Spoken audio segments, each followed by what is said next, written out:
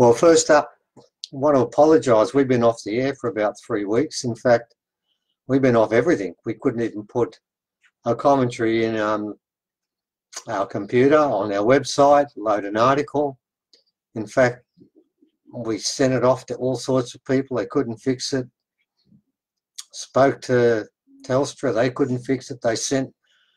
Couldn't fix it from their side. They sent out someone called a platinum repairer. And just as he got here, the whole thing came on again. Just sort of a bit odd. The guy said he's never heard of it before. I'm just wondering if we've just been punished and taken off for a while. Anyway, we're back on for now, so that's good. Look, the first thing I'm going to talk about is not an article we've loaded, which I am going to get to, but I want to talk about something, an offer that was made to us by some people in Byron Bay that look after the Discovery Holiday Park. It's a massive accommodation centre with over 200 separate dwellings and pools, tennis courts, the whole business. And to cut a very long story short, they've offered us the hall they've got there, which is brand new, really up to date. It seats about 90 for free to put on a presentation. And what we're going to do is something completely different. We are going to do a presentation as such, but what we are going to do is any money that comes out of it is going to be equally divided between the 5 people involved in it directly who are speaking. That's all it goes. We don't make a profit from organising the whole thing because the people that offered to us making no profit, they're giving to us for free. So we've decided to put on something that's very thematic, and it's based around an original philosophy and prediction I've heard from so many elders that never varies about coming days when the Pleiadians, very simply, I've been told this by so many elders, are going to come back and with us hopefully repair and reinvigorate, renew the planet. Anyway, what this particular presentation is about is we actually chose people and asked them to lock their presentation into that theme, which is why it's called our alien ancestry, what comes next. And it's really about the fact that there is a change, and each of the presenters is doing some part of that. We're going to look at the historical part of this, the genetic part of it, and the role the ring plays, which is what this next article is about. And other people are going to look at it from, well, James is going to talk about the absolute proof that UFOs exist. Then Lee is going to talk about up close and personal with these aliens and what they're like and what their motivations are and why they're here and what they expect, what they think we can do. And then Brendan is going to talk about the skills and potential that every human has that'll be reinvigorated and started up again. So it's meant to be different. It's going to be on Byron on the 28th and 29th. There's going to be a presentation on the first day and workshops on the second. We're going to do the rocks and Brendan's going to do some meditation. And we're cutting the second day short. We're not doing a full second day. It's just 2 workshops that are going to be far less rigorous than sitting down and concentrating. That's on the first day. And by the time we get to lunch, that's it. You're in Byron, you can go down to the beach, you can just relax and take it all in. And on the second day, obviously you don't pay as much because you're just paying for the 2 workshops. We've kept the price on the first day to about $90, and that includes a lunch, morning tea and afternoon tea that are provided, and the lunch is really good. And if you want, these people will give accommodation with a discount if you're coming to this conference. So there's somewhere to stay there, and it's really reasonable and it's really well done and maintained. It's quite flash. It was quite a surprise. 35 acres, it's big. Walk into Byron. And so that's what we're doing for 2 days. It's on the 28th and 29th of November. And it's a way for people, people speaking to finally get paid.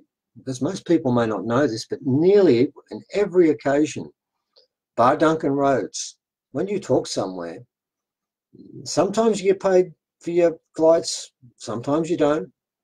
You do get paid for accommodation, but you never get paid money for actually speaking. I mean, but Duncan does that. He's in a better position and he's a very ethical person. I'm not saying the others aren't, because they've got much bigger margins to cover before they can get there. So again, understand why people in different situations. This is not a critique of the people who put on presentations. All credit to them for doing. It's just, here's an opportunity, because we're taking nothing, and the accommodation, the people where we're speaking are taking nothing. And normally it would cost us $1,000 for that venue, and it's worth it. And we're getting it for nothing. So it's all credit to these people doing this. They came and made the offer. We didn't chase them up. So we're inviting people to come to that, because it will be different, and it'll be an unusual time, and I think you'll enjoy it. Now, back to the main purpose of this, is I'm supposed to be talking about the new article we've just put up. And that article came about, it's quite funny, from another conference, Paradigm Shift, where I met a few people there that I felt needed to hold the ring for a while and give readings. And by the way, that's what I'm trying to do right now. This will make 11 people who've given readings. And what I'm finding is each of these people gives another part of this story. They give me one part or another, and together we're starting to piece together a complete story of where the ring came from and how it got here. And these 6 people, I think, no, it might be 5. As I said, it was based around Paradigm Shift, where we met some people, Sifu and Barry, who did readings there. Christina did a reading there also. And then a lady called Lily did some stuff before, and Leah's been doing readings for quite some time with us.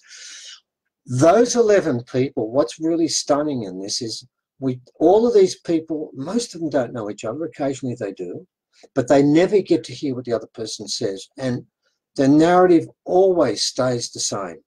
Everyone picks it up from a different point of view.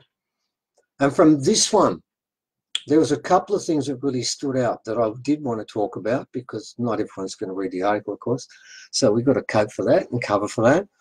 Is one thing that became quite apparent when these different people actually gave their readings was that the ring was taken from Atlantis, but I'm not convinced it was made there. In fact, I'm pretty well sure it was made in Lemuria, and maybe the imprints were put in there in Atlantis, but I believe the actual ring itself was made in Lemuria and then taken across, and that's become a constant. I had so many people telling me the same thing. So we learned that. We also learned, and we sort of suspected this anyway, that the ring, when it was taken from Atlantis, was taken by someone who could not put it on their finger. So they carried it on a golden staff, and it sort of sat on that. And Lily was giving a story about this woman taking it away from Atlantis and overcome by sadness because she knew it was going to take place, then bringing it to a new land where there was hope. Now, what really I found interesting is 2 of the people involved who gave readings, for different reasons, were drawn to go to Carrion to the glyphs. This happened before they got the ring, both of them. For different, and you'll see in the account we've given, you'll see their reasons for doing that. But both Sifu and Lily had to actually go there. It wasn't their intent to do that. They were just called to go there. Barry gave a different story, but he also made the same point. And it's become obvious to me now, because of something we can add to this, that when the ring was brought to Australia, it was brought to Gosford. It was taken to Carrion. It was taken through there. And what's fascinating about that is you've got to remember Carrion is on 33 degrees south of the equator. Hill End is on 33 degrees south of the equator. And Lily's got this vision of her with her back to the ocean, looking this way, west. It's fascinating when you hear the story of the 2 brothers who came here from Egypt. One thing we can say for sure is everyone's agreed the first part talks about one of those brothers, Nefertari, traveling 2 seasons westward. Now, why would you do that? You've just landed in Australia on the coast. This mob, the Egyptian mob, had been beaten up badly in warfare down Wollongong way, and then limped into Gosford and were looked after by the Darkinjung. Why then go 2 seasons west inland when you're basically on the coast? You've got people there that are accommodating or prepared to look after you. Why do that? I think he was looking for the ring. And I think he knew the ring was put there, because I'm sure it went through Egypt on its way from Atlantis to Egypt to here. But what's fascinating is that Not this one, because we'll do enough here on this talk, but we now have absolute proof, rock solid proof, and I'll talk about it next time, that there was a noble woman that came to Australia and had a golden shaft, and on it is a ring. Now, we'll show you that actual proof. It's an actually engraving. And guess where it's found? It had to be found in Bryon.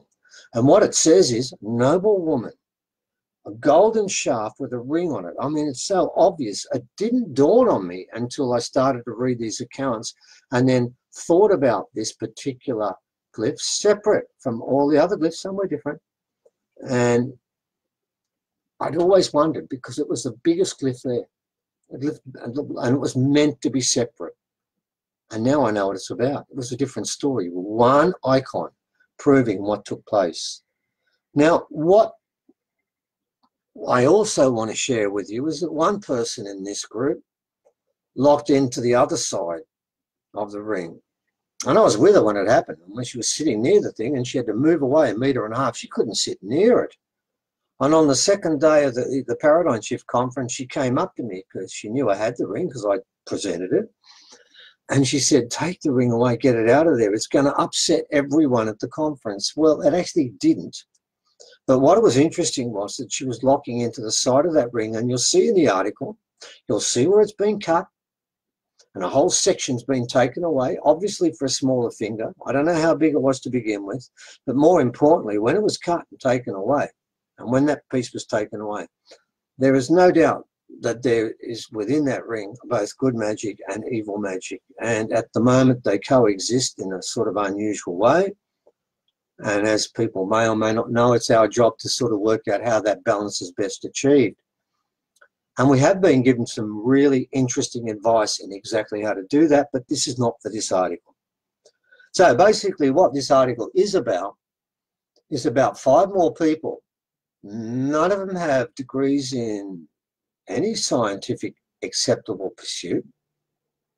And their basically interest is in magic. And as we all know, according to every scientist, magic doesn't exist. So that's a double cross as far as anyone who's got an empirical slant would look at this. But I'm going to say to you, you can say that.